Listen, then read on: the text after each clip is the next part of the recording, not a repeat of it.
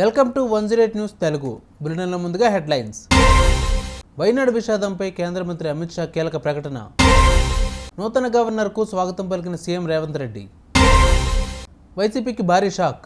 చంద్రబాబు సమక్షంలో టీడీపీ కండువా కప్పుకున్న వైసీపీ నేతలు. గన్ పార్క్ వద్ద ఉద్రిక్తత. సీఎం డౌన్ డౌన్ అంటూ నినాదాలు చేసిన విద్యార్థి సంఘం నాయకులు. తెలంగాణలో మరో 2 రోజుల పాటు భారీ వర్షాలు. పలు జిల్లాలకు ఎల్లో అలర్ట్. కేరళ రాష్ట్రం వైనాడ్ జిల్లాలోని పలు ప్రాంతాల్లో వరదలు, కొండచర్యలు విరిగిపడి 150 మందికి చనిపోగా మరో 100 మందికి పైగా గాయాల పాలైన విషయం తెలిసిందే.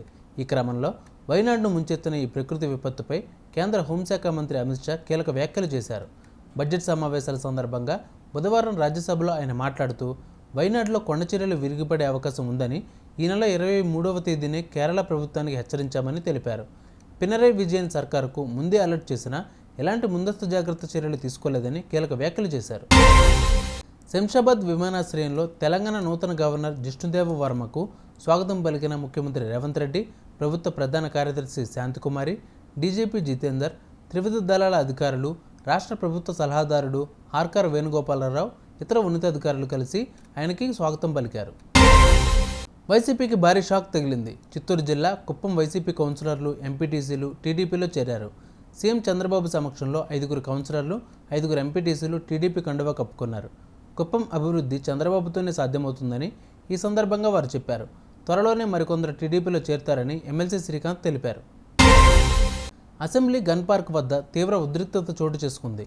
బుధవారం అసెంబ్లీని ముట్టడించేందుకు పీడీఎస్సీ విద్యార్థి సంఘ నేతలు ప్రయత్నించారు. అసెంబ్లీ వద్దకు చేరుకున్న వారిని పోలీసులు అడ్డుకుని అరెస్ట్ చేశారు. దీనితో అక్కడ హైటెన్షన్ వాతావరణం నెలకొంది. రాష్ట్ర బడ్జెట్లో విద్యారంగానికి కనీసం 30% నిధులు కేటాయించాలని పీడీఎస్యూ నాయకులు డిమాండ్ చేస్తున్నారు. అలాగే పెండింగ్లో ఉన్న ఫీజు రియంబర్స్మెంట్, అలాగే స్కాలర్షిప్స్ విడుదల చేయాలన్నారు. విద్యాశాఖకు ప్రత్యేక మంత్రిని నియమించాలని డిమాండ్ చేశారు. తెలంగాణకు మరోసారి వాన హెచ్చరికలు జారీ చేశారు హైదరాబాద్ వాతావరణ కేంద్ర అధికారులు. ఉత్తర బంగాళాఖాతంలో ఏర్పడిన అల్పపీడన ప్రభావంతో రాష్ట్రంలో మరో 2 రోజుల పాటు వర్షాలు కురుస్తాయని చెప్పారు. రాజన్న సిరిసిల్ల, వరంగల్, కామారెడ్డి, కరీంనగర్, మంచిర్యాల, హన్మకొండ, జగిత్యాల, భూపాలపల్లి, ములుగు, నిర్మల్, పెద్దపల్లి, నిజామాబాద్ జిల్లాల్లో సోమవారం భారీ వర్షం కురిసే అవకాశం ఉందన్నారు. వర్షానికి తోడు భారీగా ఈదురుగాలులు వీస్తాయని అధికారులు వెల్లడించారు. ఈ మేరకు ఆయా జిల్లాలకు ఎల్లో అలర్ట్ జారీ చేశారు వాతావరణ శాఖ. చూసారుగా, ఇవి వాళ్ళ బులెటిన్ అప్డేట్స్. మరిన్ని అప్డేట్స్తో మళ్ళీ మీ ముందుకు వస్తాను. అంతవరకు కీప్ వాచింగ్ 108 న్యూస్ తెలుగు.